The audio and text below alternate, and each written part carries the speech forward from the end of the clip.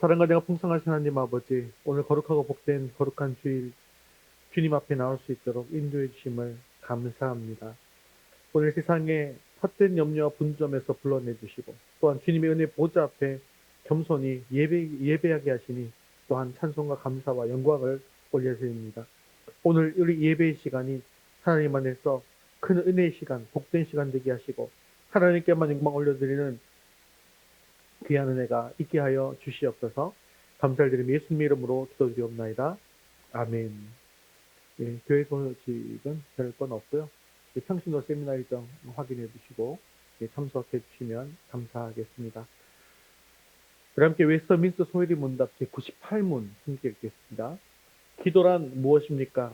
기도는 그리스도의 이름으로 우리의 소원을 하나님께 고하되 하나님의 뜻에 합당한 것을 간구하고 우리의 죄를 자복하며 그의 자비하신 모든 은혜를 감사하는 것입니다. 11월 생명의 말씀 읽겠습니다. 새로운 삶, 그리스도께 순종, 요한복음 14장 21절 말씀.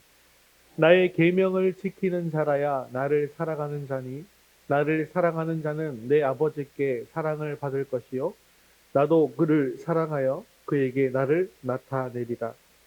요한복음 14장 21절 말씀. 아멘. 이제 우리 시선을 하나님께로 올려드리겠습니다. 사도신경 하시겠습니다.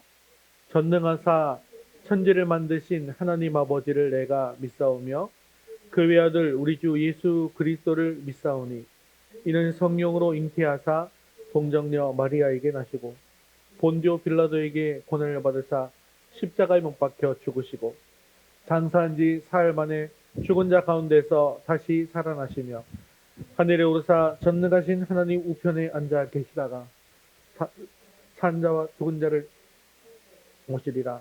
성령을 믿사오며 거룩한 공예와 성도가 서로 교통하는 것과 죄를 사하여 주시는 것과 몸이 다시 사는 것과 영원히 사는 것을 믿사옵나이다. 아멘.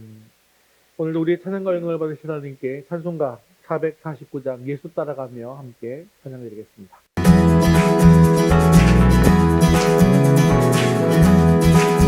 자, 함께 예수 따라가며 예수 따라가며 복음 순종하며 우리 행할 길 활하겠네. 주를 의지하며 순종하는 자를 주가 늘 함께 하시리라.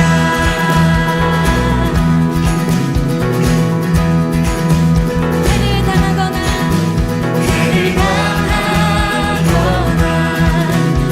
우리 고생할 때 주가 도없이 하시겠네. 주를 의지하며 순종하는 자를 주가 안위해 주시리라. 아멘. 의지하고 순종하는 길은 예수 안에 즐겁고 복된 길이로다.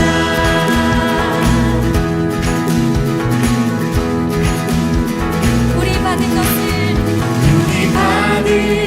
것을 주께 다 드리며 크신 사랑을 깨닫겠네.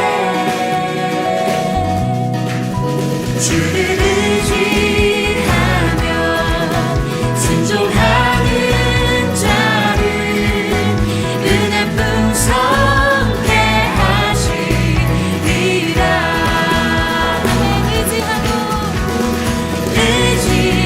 의지하고 순종하는 길은 예수 안에 즐겁고 복된 길이로다. 의지하고 순종하는 길은 예수 예수 안에 즐겁고 복된 길이로 의지하고 순종하는 길은 예수 안에 즐겁고 복된 길이 우리 믿음으로 고백합시다. 의지하고 순종하는 길은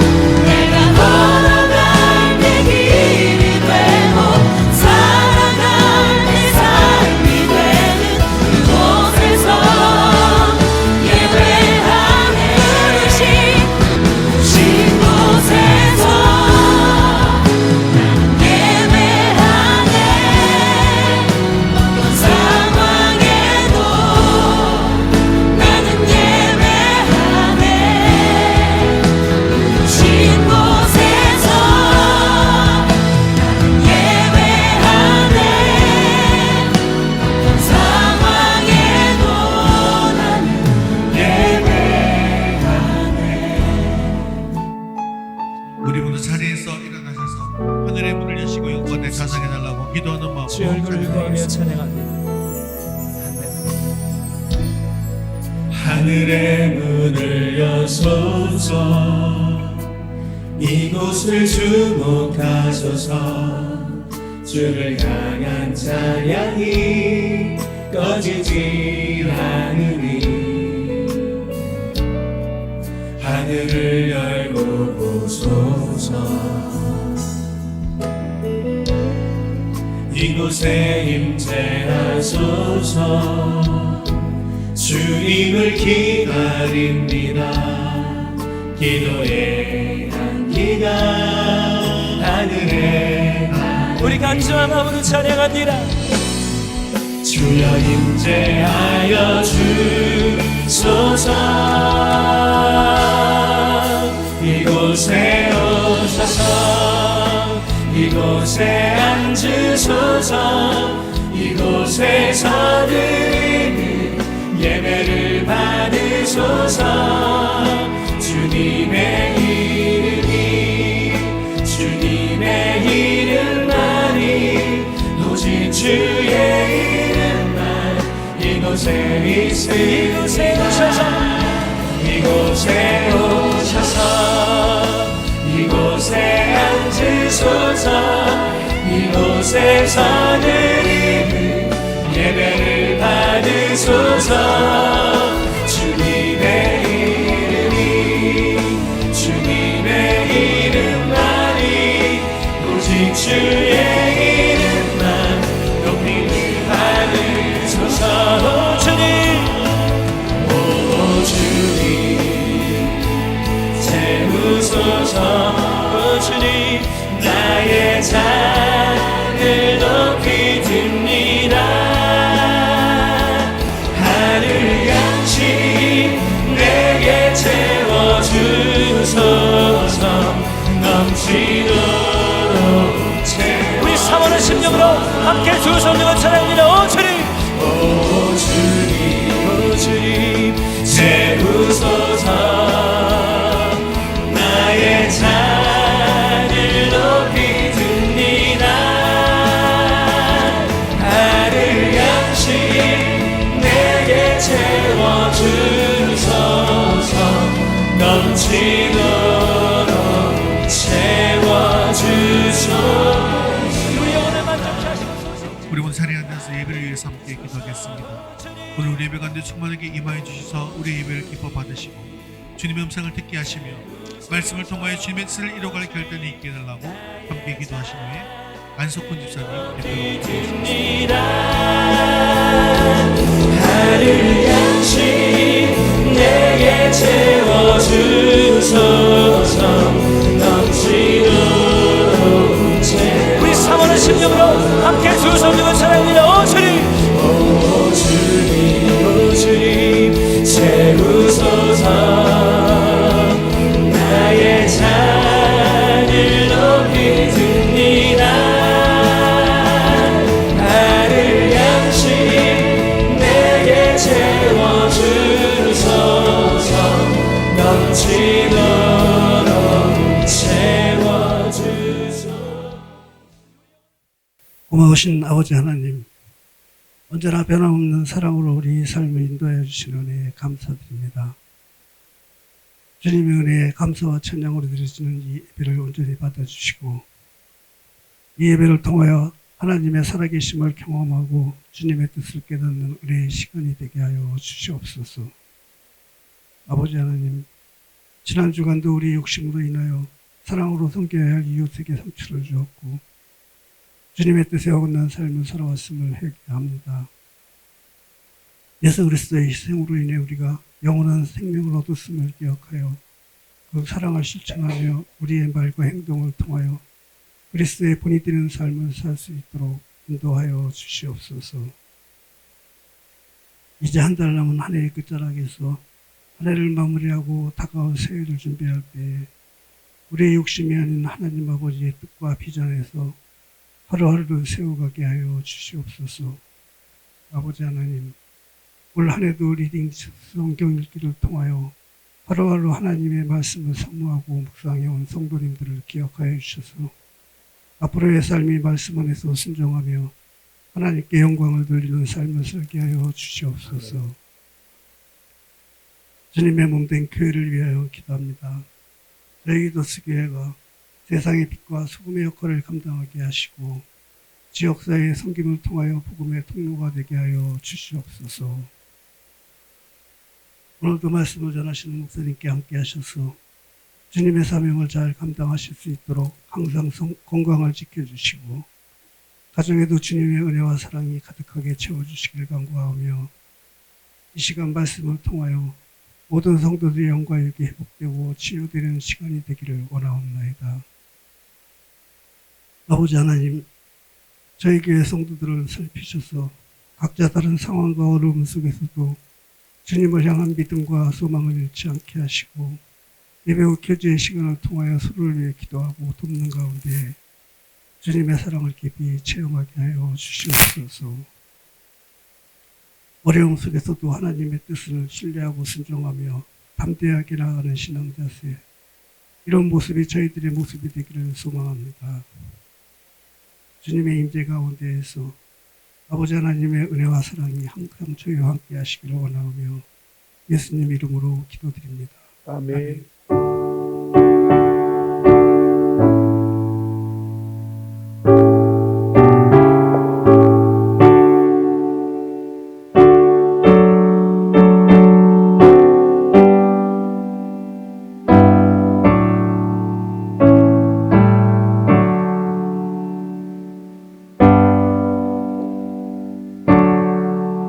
오늘 신 하나님 말씀은 이사야 50장 4절에서 9절까지 말씀입니다.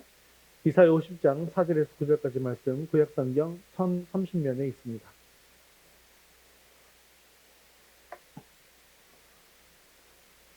우리 한 목소리로 같이 읽겠습니다. 주 여호와께서 학자들의 혀를 내게 주사 나로 공고한 자를 말로 어떻게 도와줄 줄을 알게 하시고 아침마다 깨우치시되 나의 귀를 깨우치사 학자들 같이 알아듣게 하시도다. 주 여호와께서 나의 귀를 여셨으므로 내가 거역하지도 아니하며 뒤로 물러가지도 아니하며 나를 때리는 자들에게 내 등을 맡기며 나의 수염을 뽑는 자들에게 나의 뺨을 맡기며 모욕과 침뱉음을 당하여도 내 얼굴을 가리지 아니하였느니라. 주 여호와께서 나를 도우심으로 내가 부끄러워하지 아니하고 내 얼굴을 부싯돌같이 굳게 하였으므로 내가 수치를 당하지 아니할 줄 아노라. 나를 의롭다 하시는 이가 가까이 계시니 나와 다툴 자가 누구냐? 나와 함께 설지어다. 나의 대적이 누구냐? 내게 가까이 나아올지어다. 보라, 주 여호와께서 나를 도우시리니 나를 정죄할 자 누구냐? 보라, 그들은 다 옥과 같이 헤어지며 좀이 그들을 먹으리라. 아멘. 사랑하는 성도 여러분, 세상에는 되돌릴 수 없는 것이 세 가지가 있다고 합니다. 첫 번째로는 활시를 떠난 화살을 되돌이킬 수 없다고 합니다. 또 두 번째는 이미 흘러가 버린 기회라는 시간입니다. 그리고 세 번째는 입 밖으로 뱉어버린 말입니다. 총알처럼 빠르고 화살처럼 날카로운 이 말이라고 하는 것은 듣는 사람의 마음에 깊이 박혀서 그 영혼을 살리기도 합니다. 또 때로는 평생 씻지 못할 상처로 남겨서 영혼을 죽이기도 하더라는 것이죠. 가정에서, 학교에서, 직장에서, 그리고 온라인상에서 우리는 이 작은 혀가 가진 엄청난 힘을 얼마나 경솔하게 사용하고 있는지를 생각해 보아야 합니다. 요즘 세상 어때요? 키보드 뒤에 숨어서 무심코 던진 비난, 또 악플, 또 뒷담화, 이런 한마디가 상대방의 마음에 얼마나 큰 상처로 남을지도 모른 채 남발하고 있는 세상이 되어져 버렸습니다. 특히 우리 학생들이 더욱더 심하게 이런 일들을 하고 있죠. 또 직장에서는 어떻습니까? 직장 상사나 동료에게 던진 경솔한 말, 또 가정에서는요, 비배우자에게 쏟아낸 짜증 섞인 말이 관계를 어떻게 무너뜨리고 있는지 우리는 경험을 통해서 잘 알고 있습니다.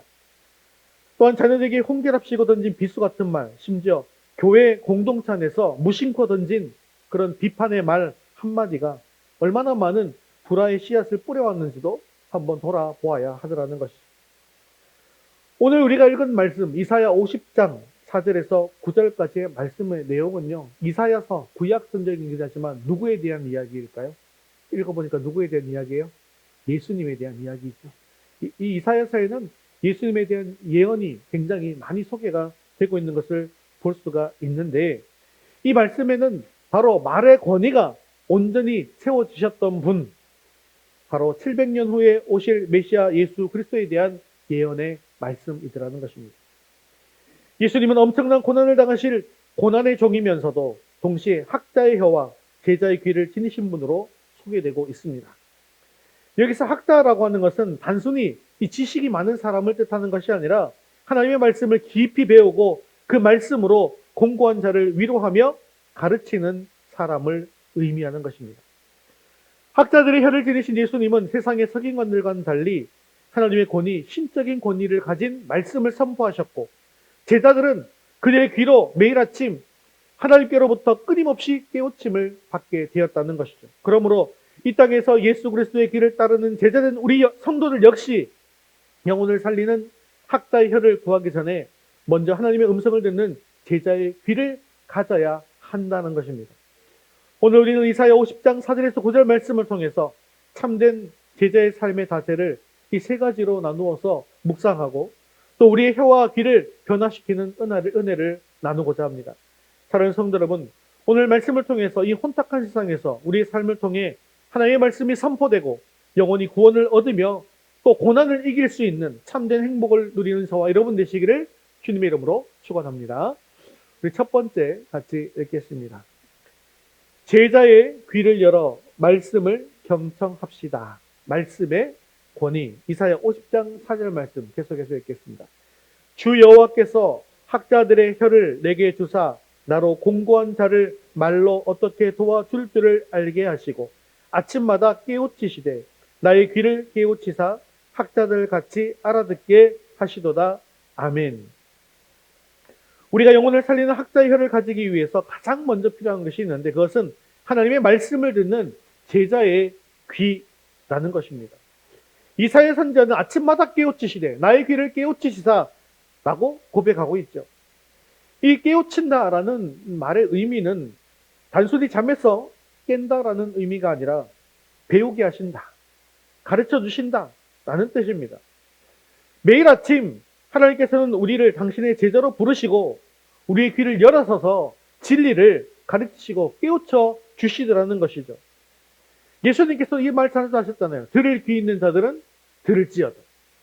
이처럼 하나님께서 우리에게 말씀을 주셔도 우리가 영적인 귀가 닫혀 있다고 한다면 우리는 그 말씀의 능력과 구원의 길을 결코 깨달을 수가 없게 되는 것입니다. 그래서 우리는 말씀을 경청하기 위해서 어떻게 해야 되는가? 우리 첫 번째 한번 읽어볼까요? 같이 한번 읽겠습니다. 세상의 소음을 끄고 말씀의 원천에 귀 기울이십시오. 여러분, 개혁신앙이라고 하는 것은 오직 성경의 원칙 위에 서 있다는 것 잘 알고 계시죠? 그래서 우리의 삶의 모든 지혜와 권위는 세상 지식이나 인간의 유창한 말솜씨에서 나오는 것이 아니라 오직 하나님께서부터 내려오는 말씀에 근거해야 한다는 것입니다. 그런데 현대인들의 모습은 어떻습니까? 특히 우리 학생들의 귀는요, 늘 미디어, 게임, 친구들의 메시지, 그리고 성적에 대한 압박 소리에 꽉 차 있더라는 것입니다. 아침에 눈을 뜨는 순간부터 쏟아지는 세상의 소음 속에서 하나님의 세미한 음성을 듣기라는 것은 굉장히 어려운 일입니다. 그러므로 하나님의 말씀에 귀 기울이는 것은 세상의 소음에 잠시 멈춤 버튼을 누르는 용기 있는 행동이 되더라는 것이죠. 또한 우리 청년들의 귀는 어떻습니까? 취업 성공, 경제적 자립, 결혼 등 미래에 대한 불안과 염려의 소리에 휩싸여 있더라는 것이죠. 이렇게 해서 되겠나? 남들은 다 저렇게 하는데 이렇게 살지 않는데 나처럼 살지 않는데 나는 이런 불안감의 속삭임 때문에 내가 너와 함께 하겠다라고 하는 하나님의 약속의 음성을 묻어버리기 쉽더라는 것이죠. 우리 장년들도 마찬가지입니다. 여러분들의 귀는 자녀 문제, 노후 걱정, 건강 문제, 그리고 일터에서의 책임감이라고 하는 이 무거운 짐의 소리에 눌려져 있더라는 것이죠. 삶의 영역이 쌓이면서 오히려 내 경험이 하나님의 말씀에 앞서서 판단하고 재단하려고 하는 또한 교만한 유혹에 빠지기도 하더라는 것입니다. 그리고 이사야는 주 여호와께서 나의 귀를 여셨으므로 라고 고백하고 있는데요. 즉 귀를 열어 깨우치시는 주체는 오직 주 여호와 하나님이시더라는 것입니다. 하나님의 주권 아래서 우리의 영적인 귀가 열릴 때 비로소 우리는 혼돈스러운 세상 속에서 헤매지 않고 영생으로 인도하는 진리의 길을 발견할 수가 있게 되더라는 것입니다. 러시아의 대문호인 도스토옙스키가 사형 선고를 받고 극한의 고통에 있을 때 한 간이역에서 부인의 이게 책 하나를 전달받았는데 그게 뭐냐면 여러분 이런 거 아시죠? 신약 성경인데 조그만 거요. 기도원 협회에서 나오는 그런 거. 예, 그걸 선물로 받았답니다. 그런데 그 성경책 속에서 그는 하나님을 만나게 되었다는 거예요. 그리스도를 만나게 되었다는 것입니다. 세상의 모든 지식과 사회주의 운동이 주지 못했던 구원과 진리를 그 조그만한 성경책, 그 말씀 속에서 찾은 것입니다. 이것이 바로 하나님께서 주권적으로 역사하시면 영혼의 귀를 열어주는 순간이 되더라는 것이죠. 그러므로 우리가 새벽마다 또한 잠자리에 들기 전에 조용히 말씀을 묵상하는 시간을 확보하지 못한다면 이 열어나고 분주한 세상 속에서 내가 과연 어디로 가고 있는지 무엇을 하고 있는지 알지 못한 채 허둥거리며 살아갈 수밖에는 없더라는 것입니다. 그러므로 매일 아침 습관적으로 주님의 음성을 듣기 위해서 시간을 구별하고 말씀을 읽고 큐티를 하는 것, 이것이 바로 참된 제자도의 시작이 되는 것입니다. 그럼 우리가 제자의 귀를 열어서 말씀을 경청하기 위해서 해야 할 두 번째는 무엇이 있을까요? 두 번째 같이 한번 읽어보겠습니다. 고통받는 이웃의 소리에 귀 기울이십시오. 공감의 귀. 그리고 제자의 귀는 단지 하나님의 말씀을 듣는 데서 그치지 않고 그 말씀이 명령하는 대로 공고한 이웃의 고통에 공감하는 귀로 나아가야만 하더라는 것입니다. 우리가 하나님의 사랑을 깨달을수록 우리는 고통받는 이웃의 소리를 외면할 수가 없게 되더라는 것입니다. 우리 학생들은요, 학교 폭력이나 왕따나 따돌림의 소리가 들릴 때 모른 척 지나가지 마시기 바랍니다. 친구의 힘든 고민을 들어주세요. 근데 들으면서 성급하게 해결책을 제시하는 것보다는 들어줘서 고마워라는 말을 들을 때까지 옆자리를 계속해서 지켜주는 것입니다. 이것이 바로 공감이라는 것이죠. 또한 직장에서 부당한 대우를 받거나 인간관계에서 어려움을 겪는 동료들의 하소연을 들을 때에도 일 다 하고 나면 너무 피곤하잖아요. 그런데 피곤하다는 이유로 무시하지 마시기를 바랍니다. 공감은요, 영혼을 살리는 순교와 같은 희생이 따르는 사역이다라는 것을 기억하셔야 합니다. 내 시간을 내어서 진심으로 경청하는 것이 예수님의 마음으로 이웃을 섬기는 것입니다. 가정에서도 마찬가지죠. 자녀가 부모에게 털어놓는 고민, 배우자가 힘들어하는 속사정을 잔소리나 가르침으로 덮어버려서는 안 된다는 것입니다.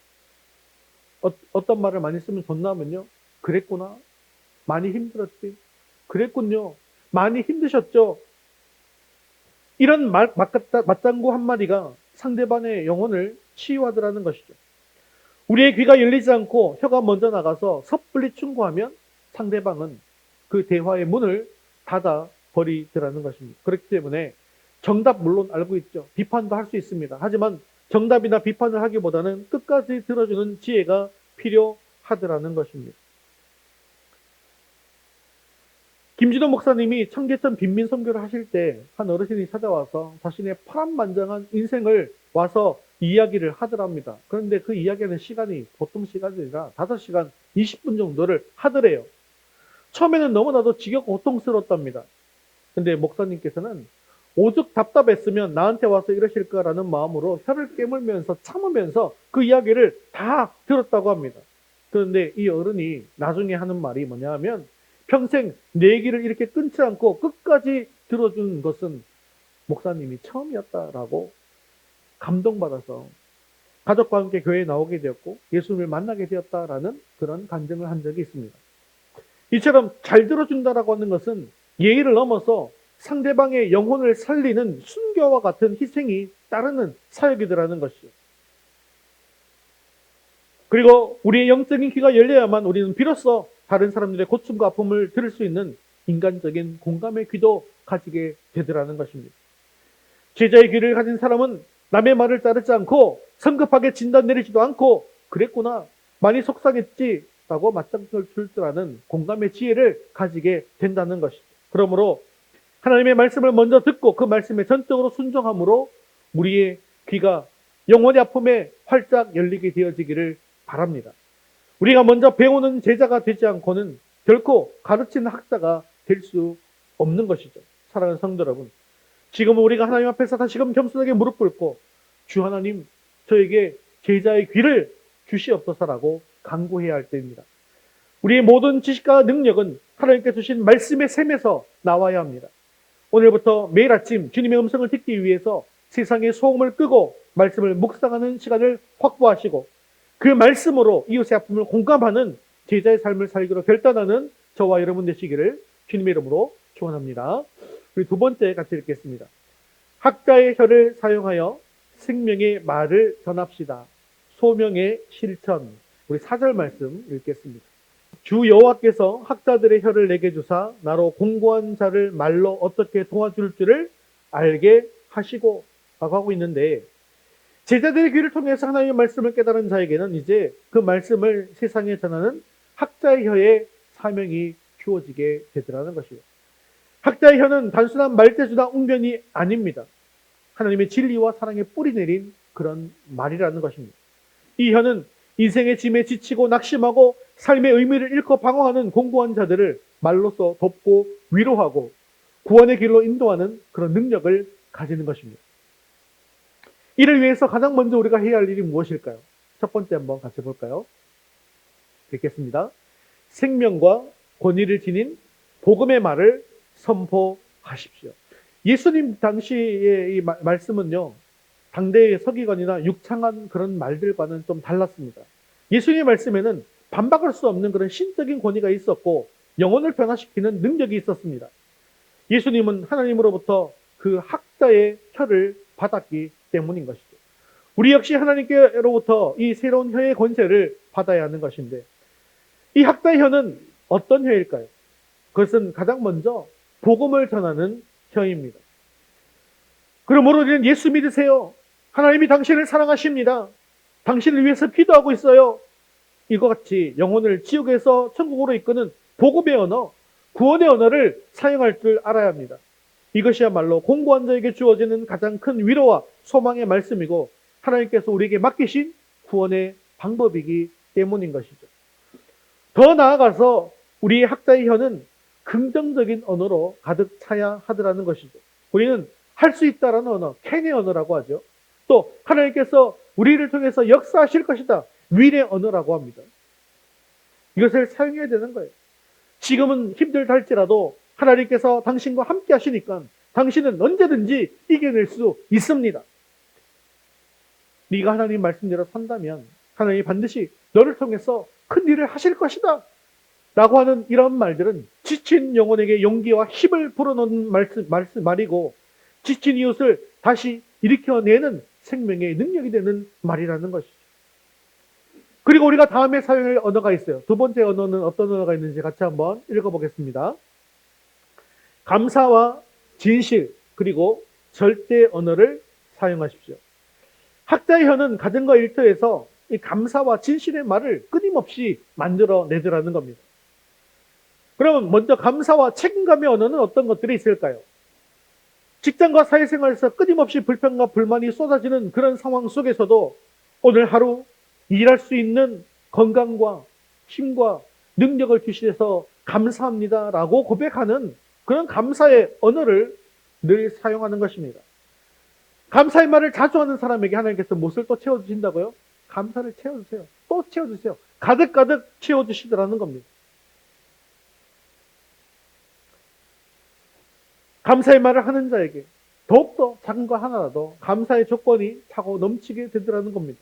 그리고 직장 상사나 동료들에게 책임을 전가하는 말이 아니라 내가 하겠습니다라고 하는 책임감 있는 언어를 사용하셔야 한다는 겁니다. 이것이 바로 그리스도인의 정직한 모습이고 세상에 빛이 되는 학자의 혀라는 것입니다. 또한 격려와 진실의 언어가 있는데 그것들은 어떤 것이 있을까요? 시험에 낙심한 친구에게 이렇게 얘기하는 거예요. 그러니까 점수가 네 인생을 결정하는 것은 아니야. 하나님께서 너를 사랑하셔. 이렇게 격려의 말을 전하는 것입니다. 내 주변에서 거짓 정보나 헛된 소문, 비방의 말이 난무할 때 거기에 같이 동참하면서 편승하는 것이 아니라 진실과 정의의 편에 서서 용기 있게 바른 말을 하셔야 하는 것입니다. 이것이 바로 세상 속에서 소금과 빛의 역할을 감당하는 그런 혀라는 것이죠. 그리고 축복과 절제의 언어는 이런 것들입니다. 가정에서 자녀들과 손주들에게 너는 잘 될 거야. 하나님께서 너를 귀하게 사용하실 거야. 라고 끊임없이 축복의 언어를 사용하는 것입니다. 이것이 자녀들에게 물려줄 수 있는 가장 위대한 영적인 유산이 된다는 것이죠. 학자의 혀는 마음속에 분노와 화를 토하는 혀를 가지고 있어서는 안 됩니다. 성경은 분을 내어도 죄를 짓지 말고 해가 지도록 분을 품지 말라고 분명히 경고하고 있습니다. 가정의 행복은요, 분노의 말 한마디로 깨어지기가 쉽습니다. 그러므로 우리가 기억해야 할 자문의 말씀이 있죠. 노하기를 더디하는 자는 용사보다 낫고 자기 마음을 다스리는 자가 성을 빼앗는 자보다 낫다라는 것입니다. 특히 자녀들 앞에서 함부로 욕을 하거나 모욕을 주는 말은 자녀의 인격에 상처를 주고 잘못된 길로 나아가게 할 수 있는 빌미가 될 수가 있습니다. 그러므로 이런 인격적인 말로 잘못을 깨닫게 할 수 있는 절제의 혀를 가져야 한다는 것이죠. 사랑하는 성도 여러분, 우리의 혀는요, 우리의 삶이 얼마나 변화되었는지를 보여주는 바로미터라는 사실을 기억하십시오. 하나님을 믿고서 가장 많이 변화되어야 할 부분, 가장 먼저 변화되어야 할 부분이 바로 이 혀라는 것입니다. 이제 우리의 입술에서 정죄와 비난, 거짓과 원망을 버리고 오직 공고한 자를 위로하고 세우는 학자의 혀를 사용하겠다고 결단하시기를 바랍니다. 여러분의 가정과 일터에서, 학교에서 복음과 격려, 감사와 진실의 말이 폭포수와 같이 쏟아져 나와서 천국 같은 공동체를 이루어갈 수 있는 저와 여러분 되시기를 주님의 이름으로 축원합니다. 세 번째가 읽겠습니다. 고난을 이겨내고 부활의 승리를 확증합시다. 이겨내는 능력. 50장 7절 말씀 같이 읽겠습니다. 주 여호와께서 나를 도우심으로 내가 부끄러워하지 아니하고 내 얼굴을 부싯돌같이 굳게 하셨으므로 내가 수치를 당하지 아니할 줄 아노라. 아멘. 그런데요, 우리가 학자의 혀를 가지고 또 제자의 귀를 가지고 영혼 살리는 사역을 할 때 늘 좋은 일만 생기고 행복한 일만 생기고 하면 좋을 것 같은데 이렇게 할 때 뭐가 같이 따른다고요? 복음을 전하고 하나님의 뜻대로 세상에 나가 살면요, 반드시 우리에게 찾아오는 게 있어요. 바로 고난입니다. 이 고난이 따른다는 걸 기억하셔야 돼요. 왜냐면요, 세상이 진실한 복음의 말을 환영할까요? 싫어할까요? 이게 싫어하더라는 거예요. 세상 사람들이 싫어하더라는 겁니다. 메시아이신 예수님께서도 하나님의 말씀을 선포하셨을 때 오늘 말씀해 보니까 등에 채찍을 맞고 수염이 뽑히고 침뱉으니까 모욕을 당한다라고 이야기하고 있죠. 이런 극한의 고통을 겪으셨다는 것입니다. 그래서 우리가 기억해야 될 것이 있어요. 첫 번째 기억해야 될 것 한번 읽어보겠습니다. 고난을 통해 인격이 연단됩니다. 예수 그리스도께서는 하나님 아버지의 뜻에 전적으로 순종하는 삶을 사셨습니다. 빌립보서 2장 8절은 사람의 모양으로 나타나사 자기를 낮추시고 죽기까지 복종하셨으니 곧 십자가의 죽으심이라 라고 말씀합니다. 그리스도를 향한 하나님의 뜻은 죄인들을 위해서 고난받고 죽으시는 것이었습니다. 그리고 예수님께서는 하나님의 뜻을 거역하지 않고 기꺼이 고난을 감수하셨습니다. 우리 성도들 역시 그리스도의 제자로서 이 그리스도의 순종의 모범을 따라야 합니다. 때로는 우리가 당하는 고난이 우리를 영적인 잠에서 깨우려고 하는 하나님의 은혜의 수단일 수도 있습니다. 마치 명품이 오랜 담금질과 연단의 과정을 거치는 것처럼 하나님께서는 우리가 시련을 통해서 겸손을 배우고 인격이 다듬어지고 성숙해지기를 바라고 계시더라는 것이죠. 이처럼 고난은 우리의 잠자는 영혼을 깨우는 역할을 하더라는 것입니다. 우리 이래 같은 학생들은요, 시험 기간에 스트레스나 또 진로에 대한 고민이나 또 뭐 면접 볼 때 아픔이나 뭐 이런 것들 있죠. 친구 관계의 어려움, 학업과의 관계 속에서 오는 고난을 피하려고만 해서는 안 된다라는 겁니다. 복음 때문에 친구들에게 놀림을 받거나 진리를 말하다가 진실을 말하다가 따돌림을 당할 그때에 그리스도께서 하신 것처럼 내 얼굴을 부싯돌과 같이 하는, 굳게 하는 용기를 가져야 한다는 겁니다. 여기서 부싯돌이라고 하는 것은요, 강팍하다라는 동사에서 나온 단어예요. 그래서 이 부싯돌은 매우 단단한 돌을 의미합니다. 그러므로 예수님께서 얼굴을 부싯돌같이 굳게 하셨다라는 것은 낯이 매우 두꺼워진 것을 의미하는데요. 이 낯이 두꺼워진 이유는 어디에 있는가? 그것은 주 여호와께서 나를 도우시리라고 하는 아버지의 도우심에 확신이 있었기 때문입니다. 그렇기 때문에 치욕스러운 가운데서도 자신의 처지를 치욕스럽게 여기지 않는 것을 표현한 단어가 얼굴을 굳게, 부싯돌같이 굳게 했다라는 것이죠. 그러므로 주 여호와께서 나를 도우신다는 확신에서 우리에게 용기가 나오더라는 것입니다. 또한 청년들은 취업 실패, 직장 내 부당함, 어려운 환경, 가정 환경 등 현실적인 고난 속에서 절망하거나 포기하지 마시기 바랍니다. 예수님께서 세상에서는 너희가 환난을 당하나 담대하라, 내가 세상을 이겼노라고 말씀해 주셨습니다. 고난을 통해서 연단된 믿음은 그 어떤 스펙보다 귀한 영적인 자산이 되어지는 것입니다. 사랑하는 성도 여러분, 우리가 복음 전하는 일 때문에 혹은 진실을 말하는 일 때문에 세상으로부터 비난과 조롱을 당할 때 우리는 그리스도께서 그러하신 것처럼 내 얼굴을 부싯돌같이 굳게 하셔야 한다는 것입니다. 이것은 우리의 힘과 고집이 아닙니다. 주 여호와께서 나를 도우시리라는 그런 확신에서 나오는 용기와 담대함이라는 것이죠. 또한 우리가 고난으로 확신해야 할 것이 무엇인가, 그것도 한번 살펴볼까요? 같이 한번 두 번째 읽어보겠습니다. 부활로 입증될 최종 승리를 확신하십시오. 고난의 종이셨던 예수 그리스도께서 이 모든 수치와 고난을 감당하셨던 궁극적인 이유는요, 하나님께서 자신을 의롭게 하실 것이다라고 하는 절대적인 확신 때문이었습니다. 그리고 실제로 하나님께서는 그리스도를 죽은 자 가운데서 부활시키심으로 그분의 의로움을 만천하에 입증시켜 주셨습니다. 왜 그렇습니까? 죽음은 무엇의 결과라고요? 죄의 결과입니다. 하지만 그리스도께서는 죄가 없으신 분이기 때문에 사망에 매여 있을 수가 없는 것이죠.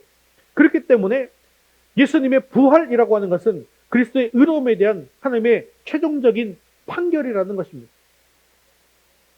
그리고 우리가 예수 그리스도 안에 있는 한 우리 성도들 역시 하나님께 의인으로서 인정받는다라고 하는 사실도 불변의 진리인 것이죠.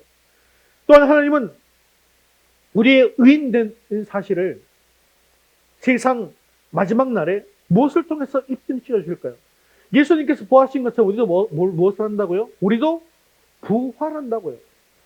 우리가 부활한다는 얘기는 결국 죄인이라는 얘기예요? 의인이라는 얘기예요? 의인이라는 거예요. 그 의라는 사실을요, 부활로 확증시켜 주실 거라는 거예요. 우리가 비록 이 땅에서 복음 때문에 수치를 당하고 손해를 본다 할지라도 나중에 우리의 대적들이 옷처럼 헤어지고 조미 먹게 되어질 때 우리는 영광스러운 부활에 참여하면서 영원한 승리자가 될 것입니다. 그러므로 우리가 고난 중에도 담대할 수 있는 것은 우리의 의가 이미 그리스도의 부활로 인해서 보증이 된 것이고 우리 역시 그 영광에 참여할 것이라는 절대적인 소망이 있기 때문인 것이죠. 사랑하는 성도 여러분, 학자의 혀와 제자의 귀를 가진 제자라고 한다면 고난의 길을 피하지 않고 기꺼이 감수해야 합니다. 그리스도께서 우리를 살리기 위해서 가장 수치스러운 고난을 당하신 것처럼 우리들도 다른 영혼을 살리기 위해서 세상의 조롱과 수치를 감내할 수 있어야 합니다.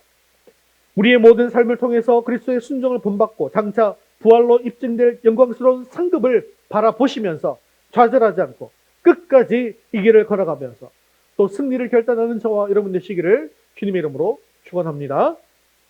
자, 오늘 우리는 이사야 말씀을 통해서 참된 제자도의 길이 무엇인지에 대해서 보았습니다.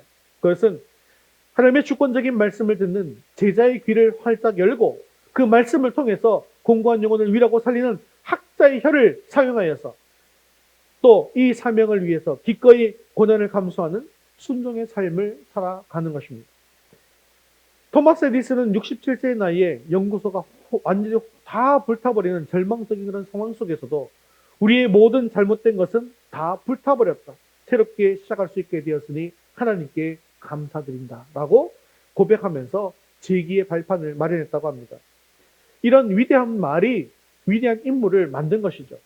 우리 역시 마찬가지입니다. 우리의 삶이 아무리 험악하고 어려움과 고통 속에 있다 할지라도 우리를 지키시고 인도하시는 하나님의 주권적인 은혜를 생각하면 모든 것이 감사할 뿐이라는 것이죠. 그러므로 예수 그리스도의 부활로 이미 최종적인 승리가 확증된 우리는 고난 중에도 기쁨과 즐거움을 잃지 않을 수가 있더라는 것입니다. 이제 우리의 삶을 되돌아봅시다. 우리는 과연 주님의 음성에 귀를 기울이는 제자의 귀를 가진 자였습니까? 아니면 세상의 소리에만 반응하는 닫혀버린 귀를 가진 사람이었습니까? 우리의 혀는 생명의 말을 전하는 학자의 혀였습니까? 아니면 남을 헐뜯고 비방하는 파괴적인 혀였습니까? 이 시간 우리의 혀와 귀를 다시금 하나님께 맡겨드리기로 결단하실 수 있기를 바랍니다. 같이 한번 이 세 가지의 결단을 큰 소리로 읽겠습니다. 매일 아침 주님의 말씀을 듣겠습니다. 가정과 이웃에게 생명과 복음의 말을 선포하겠습니다. 그리스도의 길을 따라 고난을 감수함으로써 부활의 영광을 누릴 참된 제자가 되겠습니다. 자, 지금 이 결단은요, 여러분들 보시기에 원론적 변화 같아요? 아니면 구체적 변화 같아요? 이거 원론적 변화 같아요? 구체적 변화 같아요? 좀 크게 얘기해 보세요. 이거 구체적 같아요? 여기에 어떤 건 있고 어떤 건 없잖아요. 구체적 변화가 되려면 언제 어디서 누구에게 무엇을 어떻게 한다가 있어야 되잖아요. 있어요, 없어요? 구체적인 게 없잖아요. 매일 아침 몇 시에 말씀을 어떤 말씀을 어떤 방법으로 없잖아요, 지금 이게. 그죠? 그래서 제가 설교 때 말씀드리는 건 여러분들에게 구체적 변화로 적용시켜 드릴 수가 없습니다. 할 수가 없죠. 그 대신 여러분들이 오늘 이 본문 말씀을 가지고 한 줄 동안 뭐 하셨죠? 큐티 하셨잖아요. 큐티 하시면서 여러분들의 구체적 변화들을 한번 적어 보시고, 그리고 제가 설교할 때 제가 아마 주보에는 지난주부터 이 결단과 헌신문을 올리고 있어요. 그죠? 조금씩은 제가 바꾸고 있는데 그게 이제 이런 부분들입니다. 그래서 원론적 변화는 또 제가 설교를 통해서 이렇게 여러분들에게 선포할 수 있도록 하겠습니다. 그러면 구체적인 변화는 여러분들이 만드셔서 이렇게 삶으로 헌신해 주시면 되겠습니다. 자, 사랑하는 성도 여러분, 우리의 심령을 깨우치시고 학자의 혀를 주시는 주 여호와께 감사하시면서 이제부터 우리의 말과 행동을 통해 하나님 나라의 복음과 위로를 세상에 전파하는 사명을 완수하겠다고 다짐하시기를 바랍니다. 우리 삶을 통해서 구원의 길이 열리고 우리 영혼이 새로워지는 놀라운 역사가 일어나기를 간절히 소망합니다. 주님 다시 오시는 그날까지 부활의 소망으로 이 땅의 고난을 이기시고 승리하는 저와 여러분 되시기를 주님의 이름으로 축원합니다. 오늘 헌신송 주님 마음 내게 주셔서는요, 단순히 은혜를 받는 데서 그치지 않고 주의 마음을 닮아서 고난받는 이웃을 섬기는 자로 살겠다라고 하는 결의를 담고 있는 그런 찬양입니다. 이 가사 중에 보니까 주님 마음 내게 주셔서 나를 향하신 주님의 뜻이 이루어지도록 라고 이야기하고 있습니다. 즉 세상의 소음을 잠시 끄고 하나님의 말씀, 하나님의 뜻에 집중하겠다고 하는 제자의 귀의 결단이라는 것이죠. 자신의 뜻이 아니라 하나님의 주권적인 음성에 귀를 기울여 순종하겠다고 하는 헌신의 선포입니다. 또한 내게 사랑을 가르치셔서 당신의 마음으로 용서하게 하소서라고 하는 것은 학자의 혀를 가지고 공고한 자를 말로 돕는 혀가 되겠다고 하는 그런 결단이 되어지는 거죠. 또한 이 혀가 능력을 가지려면 사랑과 용서가 근간이 되어야 한다는 겁니다. 그래서 이 가사는요, 정죄와 비난을 멈추고 주님의 마음으로 용서와 축복의 말을 선포하는 이 학자의 혀를 사용하겠다고 하는 구체적인 결단으로 이어지고 있는 헌신송입니다. 이 결단을 가지고 다 같이 자리에서 일어나셔서 주님 마음 내게 주셔서 찬양드리고 기도와 축도로 예배를 마치겠습니다.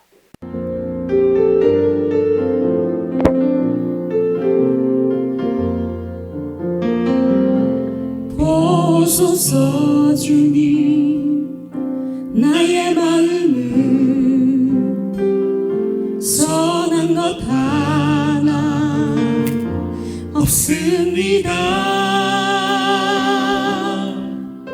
그러나 내 모든 것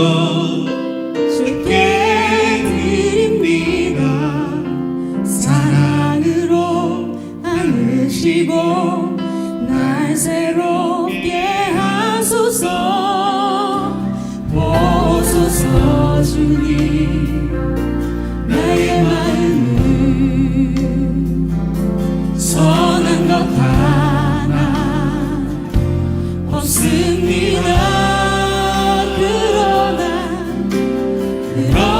내 모든 것 주께 드립니다. 사랑으로 안으시고 날 새롭게 하소서. 주님 마음 내게 주소서. 내 아버지 주님 마음 내게 주소서. 나를 향하신 주님의 뜻이 이루어지도록 주님 마음 내게 주소서. 보소서 주님 나의 마음은 선한 것 하나 없습니다. 그러나 내 모든 것 주께 드립니다. 사랑으로 안으시고 날 새롭게 하소서. 주님 마음 내게 주소서. 주님 마음 내게 주소서. 내 아버지 주님 마음 내게 주소서. 나를 향하신 주님의 뜻이 이루어지도록 주님 마음 내게 주소서. 주님 마음 내게 주소서. 내 아버지 주님 마음 내게 주소서. 나를 향하신 주님의 뜻이 이루어지도록 주님 마음 내게 주소서. 내게 사랑을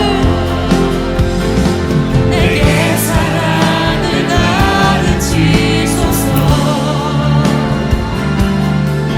당신의 마음으로 용서하게 하소서. 주의 성령 내게 채우사 주의 길 가게 하소서.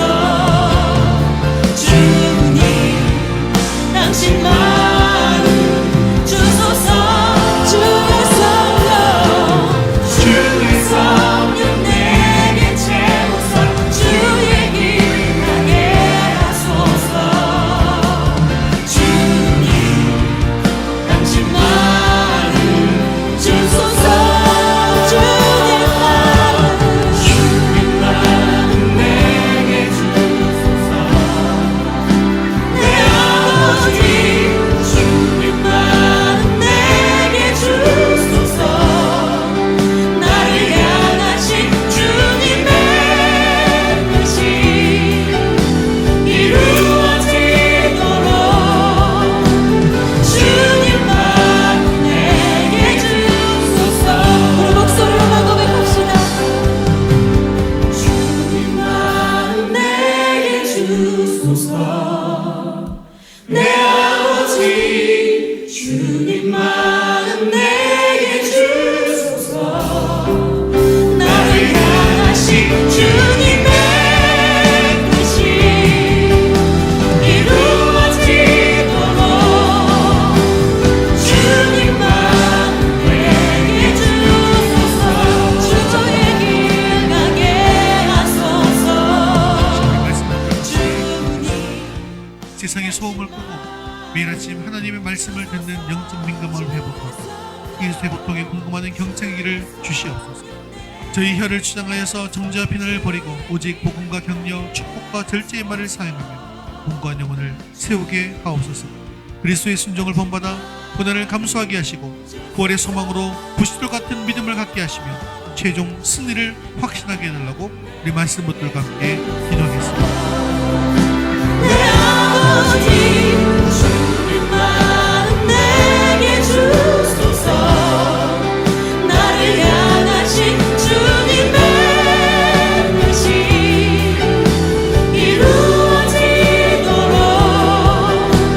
주님만 내게 주소서 우리 목소리로만 고백합시다. 주님만 내게 주소서 내 아버지 주님만 내게 주소서 나를 향하신 주님의 뜻이 이루어지도록 주님만 내게 주소서. 사랑을 내가 풍성하신 하나님 아버지, 오늘 저에게 귀한 말씀 통해서 참된 제자의 길을 깨닫게 해주시면 감사드립니다. 우리가 이 세상의 수많은 소음 속에서 길을 잃고 방황할 때가 많았으며 또한 우리 입술로는 생명의 말 대신 상처와 비난의 말을 쏟았음을 고백합니다. 주여 용서하여 주시옵소서. 주님의 시간 간절히 구하오니 우리에게 먼저 제자의 귀를 열어 주시옵소서.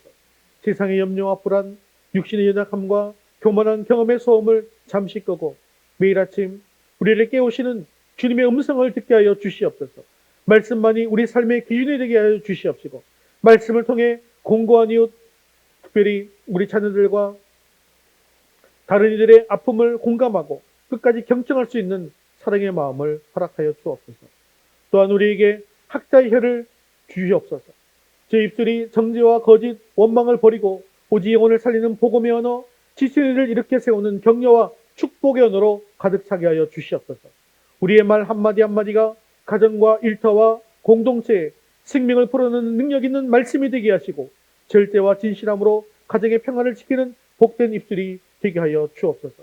주님, 학자의 혀와 제자의 귀를 가지고 진리를 선포하는 길에는 고난이 따르는 것을 기억합니다.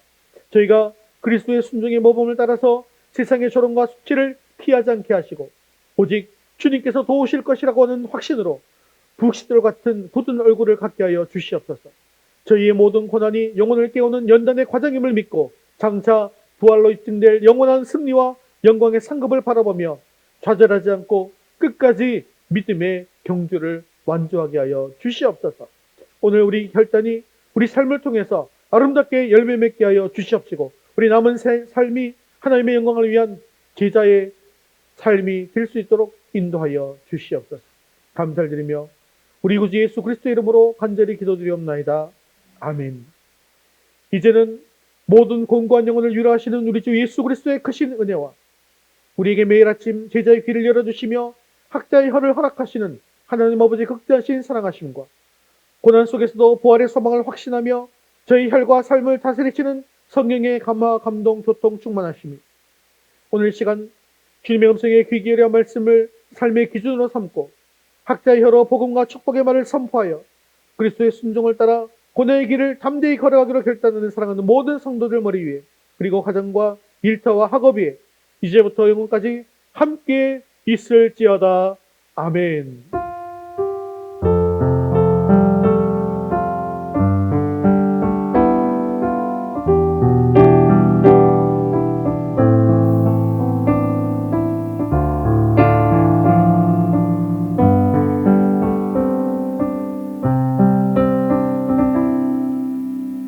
네, 11월 파송 찬양 다시 일어나 전해드리겠습니다.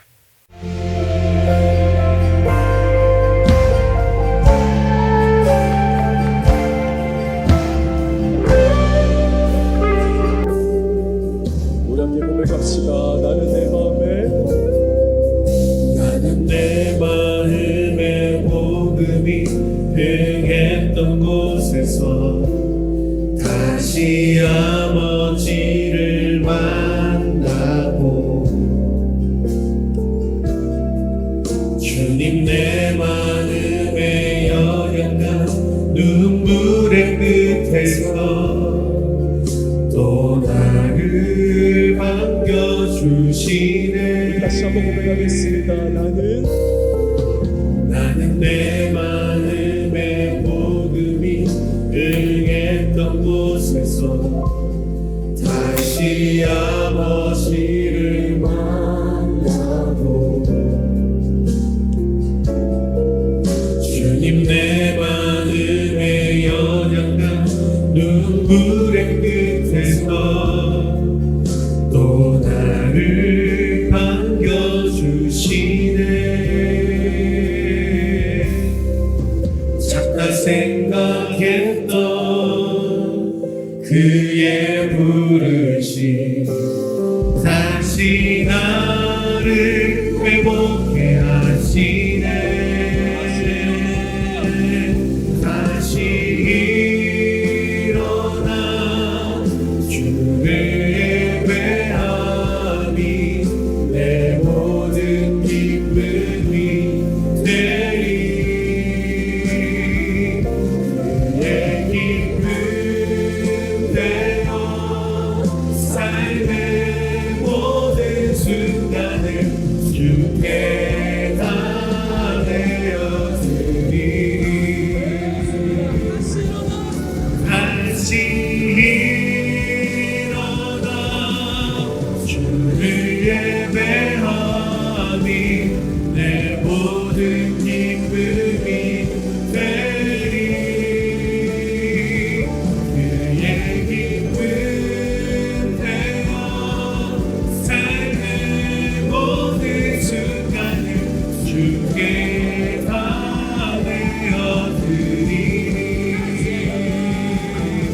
다시 일어나 주를 예배하니 내 모든 기쁨이 되리. 그의 기쁨 되어 삶의 모든 순간을